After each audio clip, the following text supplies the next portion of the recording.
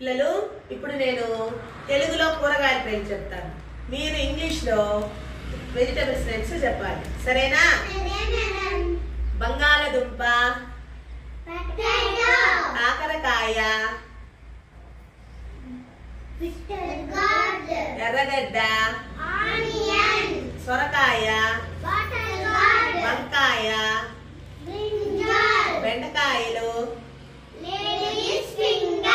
మళ్ళా మునగకాయ,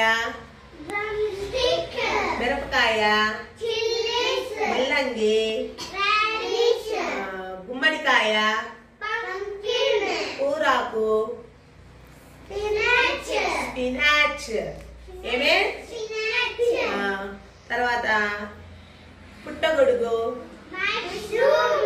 అల్లం, తెల్లగడ్డ,